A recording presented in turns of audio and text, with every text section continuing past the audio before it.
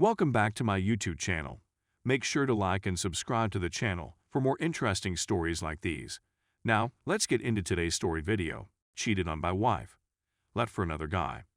She still texts me frequently and cries to me how I'm doing better than her and how it's not fair. This is my first Reddit post, so I'll try my best. I don't know all of the acronyms yet, but I'm working on it. If my writing and tales seem disjointed, it's because I'm writing from the top of my brain, ideas, and feelings right now. Sorry. To begin, I am 31 years old, male, and my wife is 28 years old, female. We have 2 children, ages 7 and 5. My wife requested a divorce on August 27, 2020. She departed that day and was reportedly staying with her mother.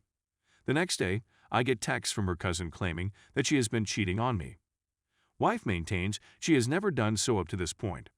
We met a week later to perform a Zoom meeting on her phone to meet our son's instructor online.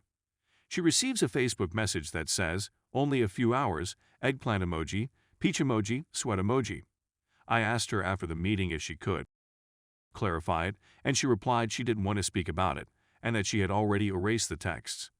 She claimed it was one of her pals, since my wife was out on a date and apparently girlfriends get thrilled for one other and believe they're going to get banged, which I definitely did not believe. I became enraged and urged her to go.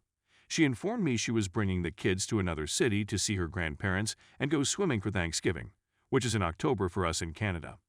She ended up lying and went to a hotel with our kids and this person she allegedly cheated on me with. The automobile engine broke up and died on the way back.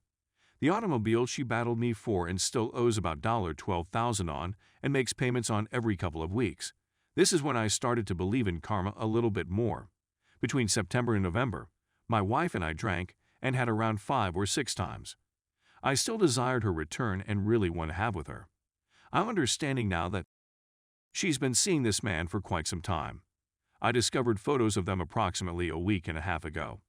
I haven't spoken to her since I viewed those photos and verified everything. I really wanted to accept all of her falsehoods, even the blatant ones, so she cheated on me, dumped me for him, and then cheated on him with me. Just 2 weeks ago, before I knew for sure, she came over and we were chatting, and she let me feel her up and gave her a full body massage. I have no idea what's going on in her thoughts right now. Some further information. The kids are okay, my apartment is tidy, and I've shed 50 pounds since she left, 235 pounds down to 185 pounds. She's came to my house a number of times and wept to me about how unfair it is that I'm doing so much better than she is. She's complained that it's not fair that I'm doing all of this now, rather than when we were together. On Christmas, she assured me she still loved me and got me presents. Not just trash, but a bottle of sake. Since she knows how much I want to visit Japan and cook ramen and other Japanese dishes. So she gave it some consideration. I don't intend to be disrespectful, but she doesn't look very nice these days either.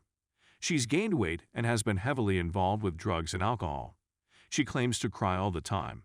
She told me she was depressed with me, left me expecting things would get better, but she is still melancholy, which bothers her. But, as we all know, happiness comes from inside, and she doesn't have any. So, if you abandon me for someone else, be glad about it and make the most of it.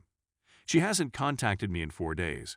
This is the longest she has gone without texting me in 4 months. When we were dating, she informed me that if she ever left, I would fail. She predicted that if I began working in a kitchen as a dishwasher, I would never make any friends. Apparently, she forgot how outgoing and friendly I am. All of the waitresses adored me, and I progressed from dishwasher to working in the line to being asked if I wanted to bartend. I was overweight at the time, and my self-esteem and confidence were in shambles, so I didn't pursue a career in bartending. She didn't like how many people ended up like me, particularly the females.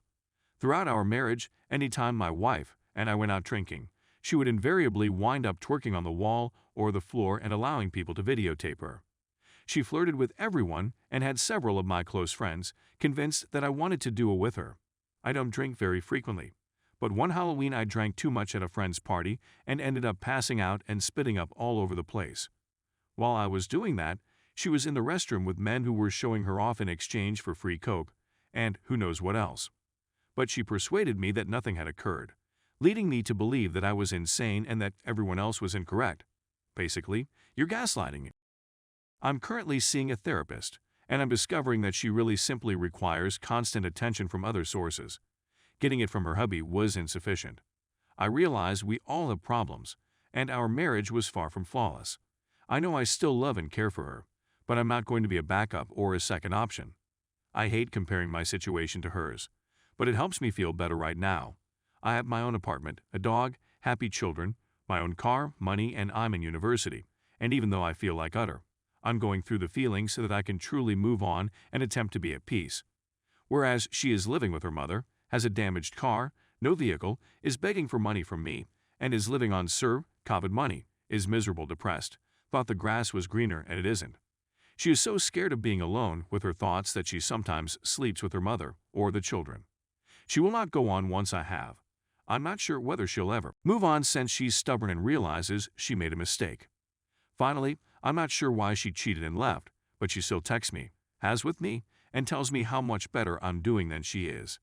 It befuddles the intellect. But on the other hand, how can you comprehend someone who doesn't understand themselves?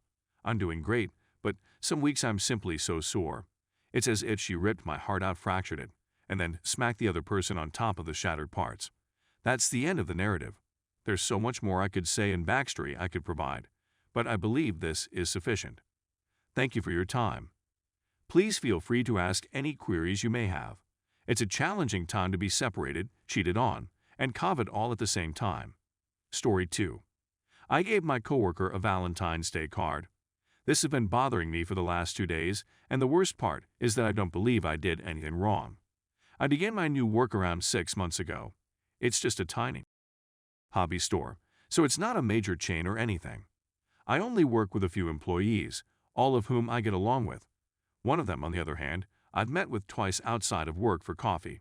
We're both in our late 20s, in case anybody was wondering, and I thought we loved each other's company. She's a geek, much like me, and we share a love of a popular movie series. I'm not comfortable providing any more details. I should also explain that I'm a budding cartoonist. I draw a lot, and my style isn't perfect, but I'm working on it. She's expressed many times what her favorite moment in this series is, so for Valentine's Day, I purchased her a secret pal card and sketched said scenario on the inside. I should note that it's a PG action movie, so there's nothing wrong or suggestive about the scene. Given that I'm the newest and need assistance on a regular basis, I sent a message thanking her for all of her assistance over the last several months. I didn't provide my name, but based on our previous talks outside of work, I figured she'd recognize me as the one who'd given her the card. I also believe the secret friend part was a joke since our company offered the exact same card, so it didn't seem out of place. I left it at her desk while she was out of the office. However, since I've done so, I really believe her attitude toward me has shifted in a negative direction. She seemed to be less interested in chatting and hasn't mentioned it at all. Her comments are now blunt rather than demonstrating a desire in further communication, and this has been the case since the 14th. The last thing I'd ever want to do is make someone uncomfortable or creeped out, so doing it took a lot out of me since I expected she'd appreciate the work of putting together a sketch of her favorite scenario and saying thank you. That is all that is on the table. But as a result of this transformation, I felt terrible shame and some pretty dreadful sorrow, since it seems like she thinks I'm some sort of predator. I'm afraid to bring it up and inquire about it. Please accept my apologies if this message seems to be an overreaction of any sort.